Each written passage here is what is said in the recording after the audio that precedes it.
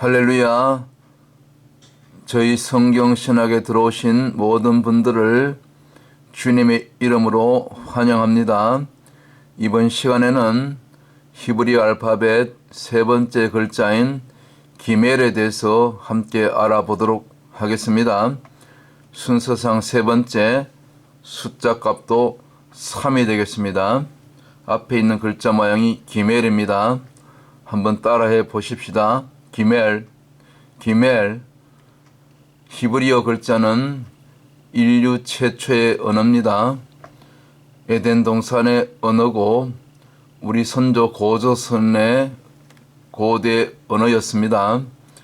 이스라엘은 우리 대한민국과 형제 국가입니다.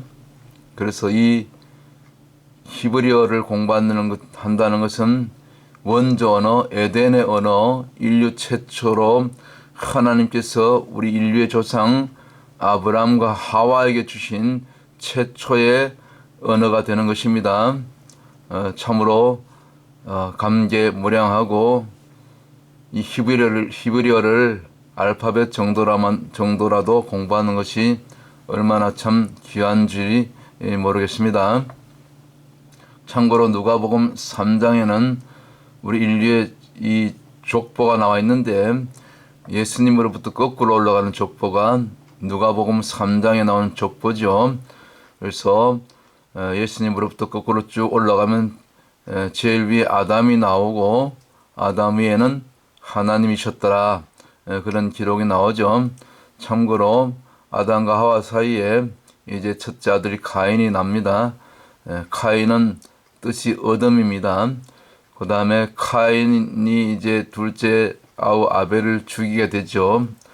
아벨은 히브리어로 헤벨입니다. 헤벨은 뜻이 허무입니다. 허무. 그래서 전도서 1장 2절에 전도자가 가로되 헛되고 헛되니 헛되고 헛되며 모든 것이 헛되도다. 5번 그 헛되다는 말이 나오죠. 그때 히브리어로는 헤벨이로다. 뭐 그렇게 발음하겠죠. 그래서 아벨은 그 헤벨의 뜻처럼 허무하게 인생의 꽃을 피우지 못하고 가인 속에 들어간 그 예뱀 원수 마귀 사탄에 의해서 일찍이 죽임을 당하게 되고, 그래서 죽은 대신에 하나님께서 죽은 아벨 대신에 셋째 아들을 주게 되죠. 그 아들 이름이 셋인데 셋은 이제 뜻이 대신입니다. 대신. 죽은 아벨 대신에 셋을 주셨다는 거죠. 참고로 인류의 족보를 히브리어음으로 잠깐 살펴보았고요.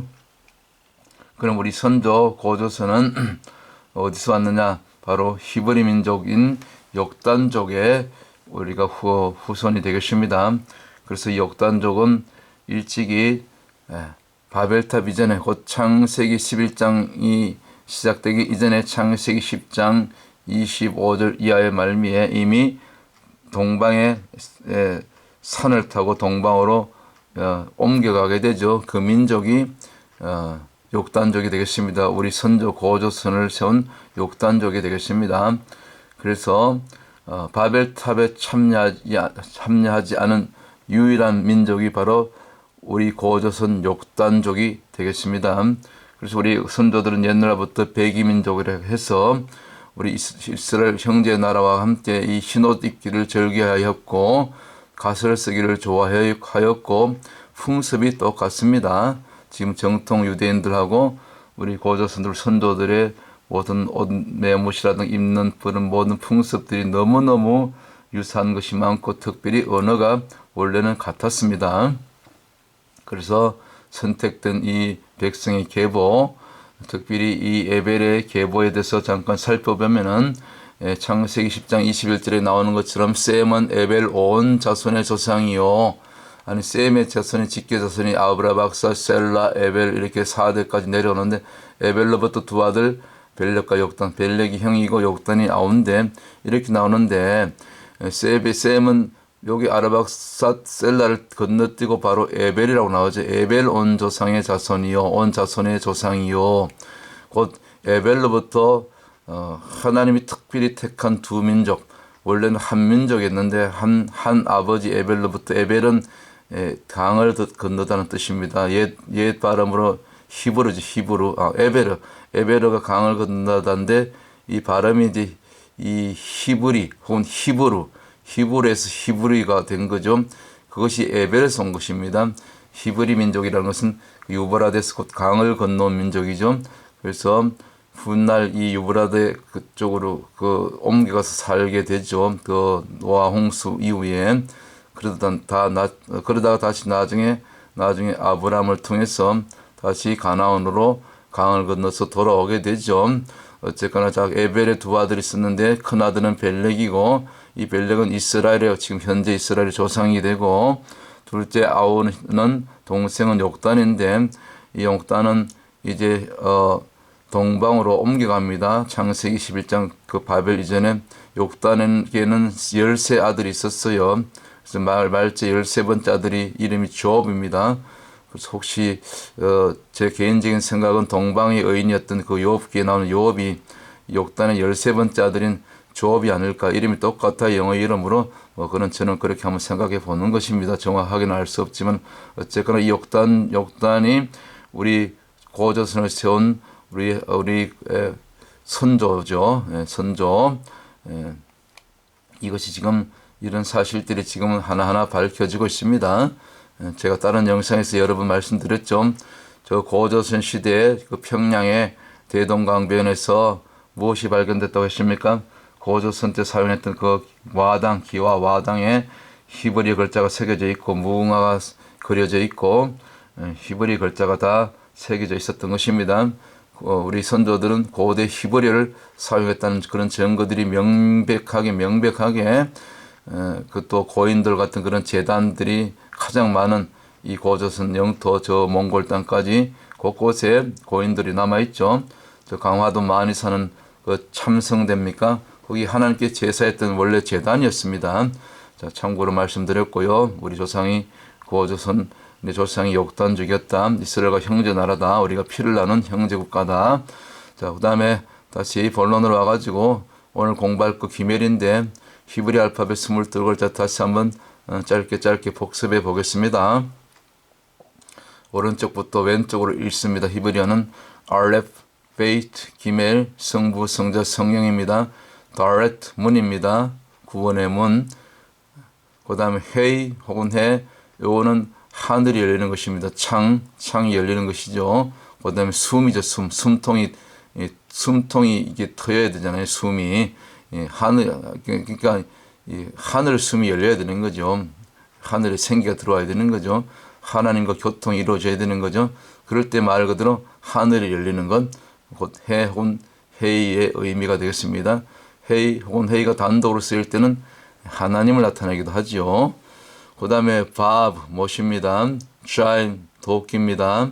헤트 울타리 보호 은혜 생명 말씀 안에.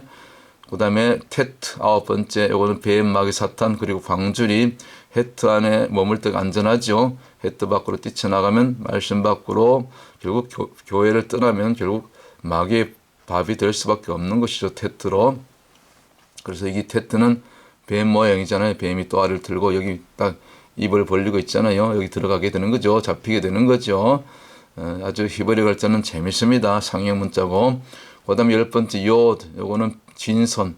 그러니까 이거는 그리고 가장 작은 글자, 작은 자, 소자, 예수님을 나타내는 글자죠. 그래서 예루살렘, 이스라엘, 여호수아, 예슈와 전부 이 요드가 들어가죠. 첫 번째 글자에. 카프, 이거는 반대로 편선이죠. 편선.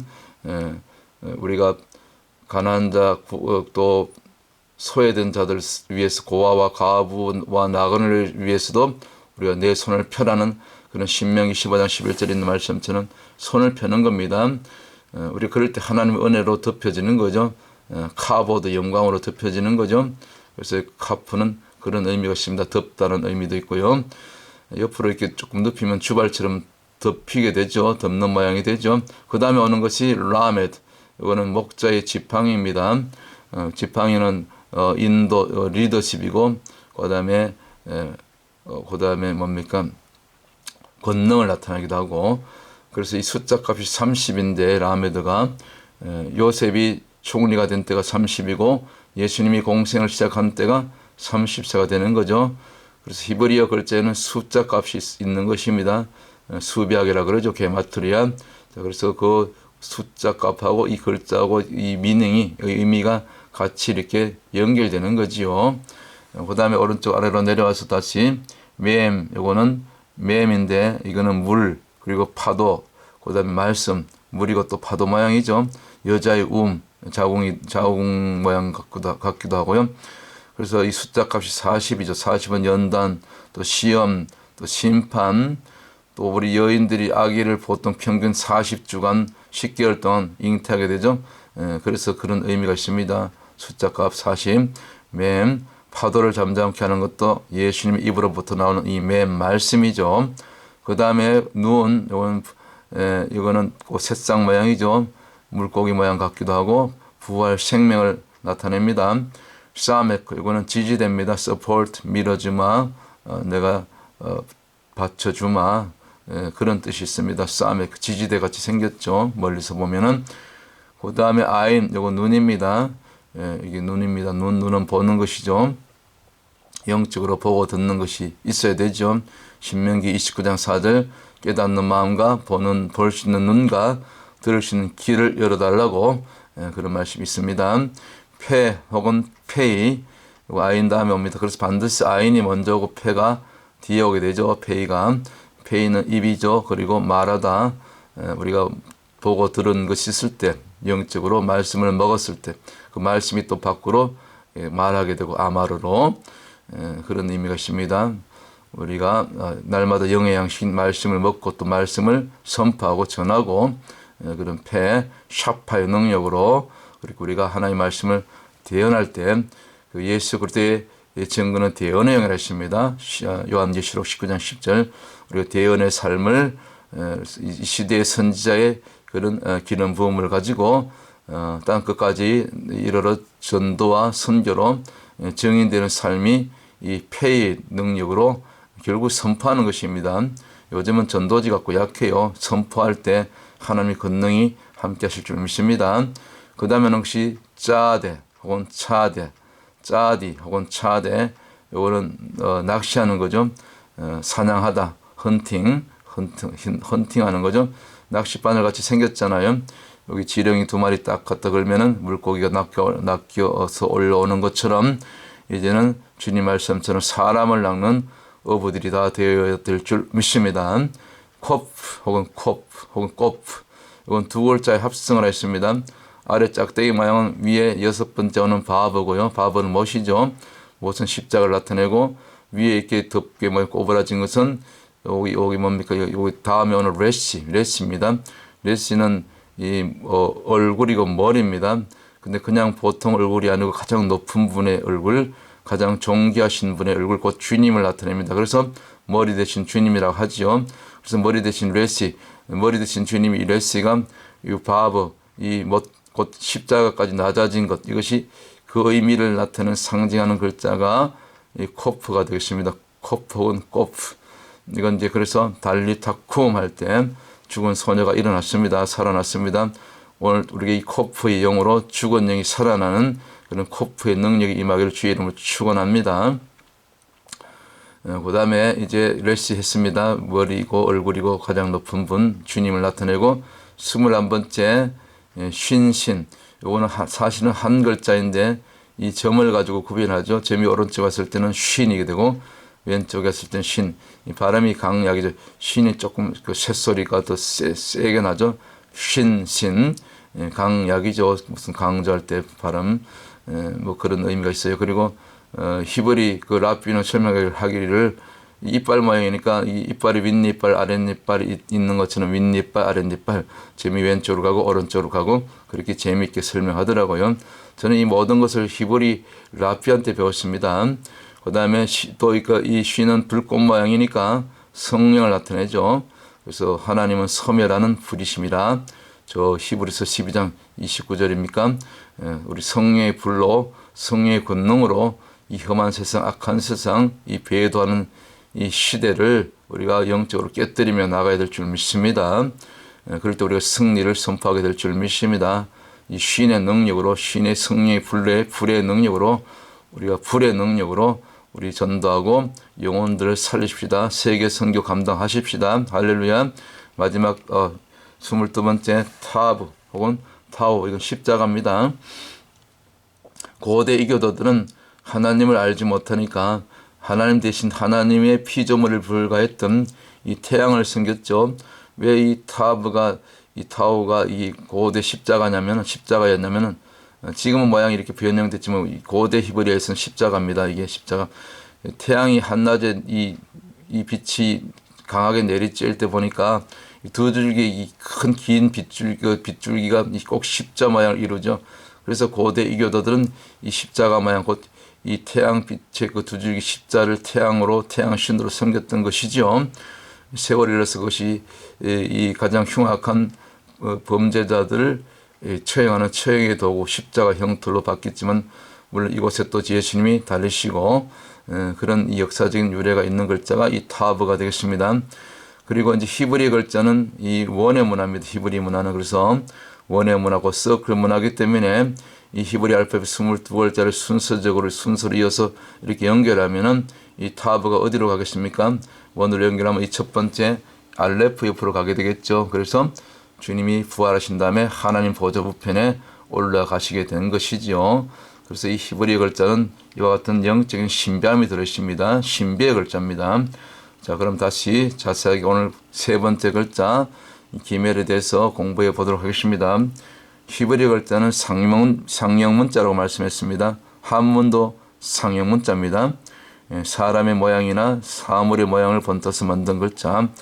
그래서 이 한문도 사실은 우리 조상 동이족이 만든 글자입니다.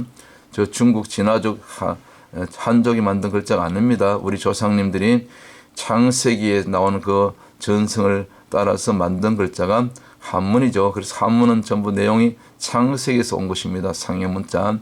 히브리어도 마찬가지. 자, 그러면 이 기멜은 낙타 모양입니다. 낙타, 앞에 보이는 낙타 모양 보이죠? 앞부분 이 머리하고 이 가슴, 이하고 앞다리 두 개 이렇게 연결하면 오늘 기멜 같은 모양이 나오죠. 낙타 모양. 그 다음에 의미상은 발이고, 낙타는 이동수단이죠. 특별히 사막을 이동하는 가장 유익한 수단이죠. 그 다음 해방을 의미하죠. 무거운 짐, 대상들의 무거운 짐을 대신 져주는 이 낙타의 등짐, 해방, 세상에 우리 인생의 무거운 짐, 영적으로 얘기하면 죄짐을 다 우리가 이 성령으로 상징되는 주님께 다 맡길 때 성령님이 대신 가져가 주시는 거죠. 그래서 성령을 나타낸다. 우리가 성령 안에 머물 때, 성령 받을 때, 성령이 이끌어 가실 때 우리가 저와 여러분이 진정한 안식을 얻게 된다. 참 기멜의 뜻이 좋죠. 성령을 나타내는 글자. 역사적으로 이렇게 글자 모양이 고대로부터 이렇게 세월이 흐르면서 현대 히브리어로 이렇게 자리 잡게 되고요. 그리고 이제 이 영어가 사실은 다 히브리에서 온 것입니다. 사실 영어뿐만 아니라 이 지구상에 존재하는 모든 언어가 사실은 원조 언어였던 에덴 언어였던 이 히브리에서 온 것입니다. 그런 단어들이 영어에도 엄청 많습니다. 이 가말 혹은 영어로 케이머리 하죠. 이 케이머리 낙타잖아요. 그 히브리어 음이 가말이에요. 히브리 단어로 그 발음으로 가말이 낙타잖아요. 뜻이 온전한 자. 기멜, 맴, 람에도 세 글자죠. 합성 세 글자가 이제 가말이 되는데, 우리가 이 가말 곧 이 온전한 자가 된다는 것은 우리가 성령을 받을 때, 그래서 우리가 성령 세례 그리고 성령 충만, 어떤 분들은 어떤 그 이단의 교리를 주장하는 자들은 한번 성령 받으면 다시 성령 충만이 필요 없다는 거예요. 성령 충만이 틀렸다고 그렇게 뭐 설교를 한 목사님이 있었대요. 잘못된 거죠.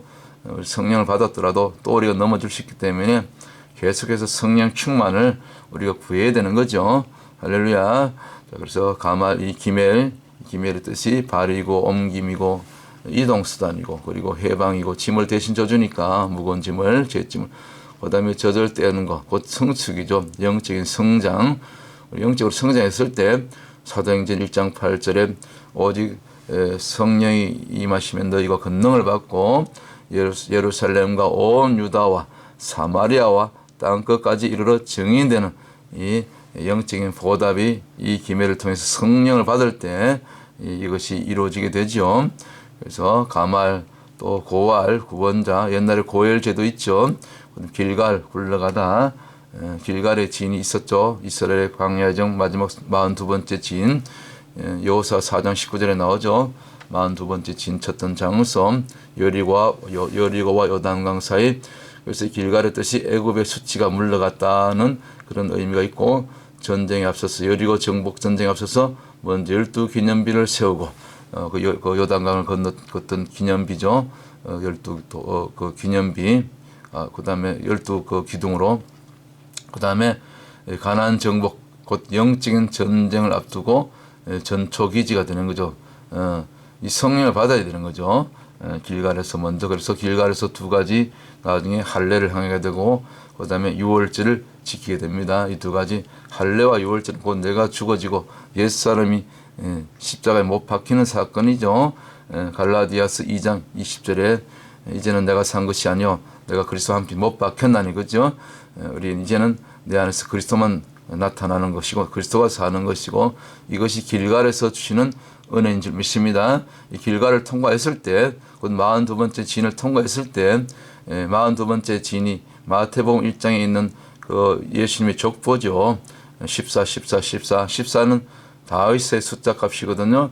다윗의 계보로, 곧 왕의 계보로 오신 예수 그리스도가 40여 대 만에 오셨던 것처럼, 구약으로 이야기하면 이스라엘 광야 여정, 그 민수기 33장에 나오는 41번째 진과 여호수아 4장 19절에 42번째 진영, 이 광야 여정 42번째 마지막 42번 이 숫자 42에 왔을 때, 이제 비로소 여리고 성에 이제 그 점령이, 이제 가나안 정복이 이루어지게 되는 거죠. 그것이 길갈의 영적인 의미가 되겠습니다. 곧 그것에서 유월절을 행하고 할례를 했을 때, 20년 중단됐던 할례를 했을 때, 그때 가나안이 열렸더라. 여리고가 무너지게 되었더라. 영적인 승리가 주어졌더라. 할렐루야. 그래서 이 길갈의 은혜를 우리가 받으십시다. 사무엘서 상 10장 8절에도 길갈에 대한 얘기가 나오죠. 사무엘 선자가 사울에게 기름을 부은 다음에 이제 왕으로 세우기 위해서, 너 사울 당신 먼저 길갈에 가 있으라. 일주일 7일 동안 먼저 가서 기다리고 있으라. 7일간. 그러면 내가 가서 이제 함께 그 하나님께 제사를 드리겠다고 그런 말씀 나오죠. 그래서 먼저 기름 부음을 받은 사울이 이제 왕으로 세움 받기 전에 먼저 가서 7일 동안 기다렸던 장소, 그 가는 도중에 사울이 성령을 받고 예언을 하게 되죠. 선지자 중에 하나 들어가게 되죠. 사울이 타락하기 전에. 참 그때는 좋았는데 말이죠. 길갈이 바로 그런 장소인 것입니다. 그래서 이 동사로 하면 이게 갈라에서 왔는데 굴리다, 옮기다 그런 뜻이 있습니다. 그리고 또 어떤 의미로 또 동그라미, 수레바퀴라는 의미도 있습니다. 이 수레바퀴가 둥글죠. 잘 굴러가죠. 낙타는 사막을 건너야 되기 때문에 그 사막에는 이게 수레가 들어갈 수 없죠. 모래에 빠지기 때문에. 그래서 낙타가 이 수레바퀴 동그라미, 이 말하자면 수레바퀴를 이렇게 그 역할을 대신한 거죠. 그런 의미가 있고, 기멜이고 또 가말, 낙타가 되는 것이죠. 할렐루야. 이 가말, 기멜, 이 길갈의 은혜가 다 이렇게 같이 연결되는 것입니다. 이 길갈의 은혜가 오늘 충만히 임하시기를 주님의 이름으로 축원합니다. 오늘 결론, 오늘 이 길갈의 은혜, 이 기멜의 은혜, 이 성령의 능력과 권능을 우리가 힘입고 또 우리가 성령의 인도함을 받기 위해서는 결국 우리가 이 낙타처럼 낙타 무릎, 곧 이 무릎으로 기도로 우리가 정말 이 무릎에 이 뭡니까 구두살이 박힐 정도로 우리가 그렇게 기도 시간을 우리가 늘려가야 될 줄 믿습니다. 1시간 하던 기도 2시간, 3시간으로 또 방언으로 계속해서 기도할 때 위로부터 임하는 이 성령의 권능과 능력, 은사와 그런 치유의 기름 부음이 임하게 될 줄 믿습니다. 마지막 때는 이 성령의 능력과 권능, 초자연적인 그런 역사 없이는 이 적그리스도 짐승표를 이 세계정부 짐승이 다스리는 이 대환란을 절대로 우리가 견뎌낼 수가 없고 통과할 수가 없습니다. 우리가 이 기멸로 상징되는 이 성령, 곧 성령을 받을 때, 성령과 함께할 때, 성령의 권능을 힘입을 때 오늘 이 수고하고 무거운 짐진 자들을 그 무거운 짐을 세상 짐 무거운 짐 이 대적의 모든 그런 그 부담을 다 덜어버리고 우리가 진정으로 자유함을 누리는 이 마태복음 11장 28절 30절의 말씀이 저와 여러분 안에 이루어지게 될 줄 믿습니다. 할렐루야. 오늘 히브리 알파벳 22글자 가운데서 세 번째 순서인 이 기멜에 대해서 함께 공부하였습니다. 오늘 기멜 정말 이 마태복음 11장 28절 30절 우리 한번 읽고 오늘 마치도록 하겠습니다. 수고하고 무거운 짐진 자들아 다 내게로 오라. 내가 너희를 쉬게 하리라. 나는 마음이 온유하고 겸손하니 나의 멍에를 메고 내게 배우라. 그러면 너희 마음이 쉼을 얻으리니 이는 내 멍에는 쉽고 내 짐은 가벼움이라 하시니라. 아멘. 할렐루야. 다음 시간에 또 다른 주제로 여러분들 영상으로 찾아뵙도록 하겠습니다. 샬롬.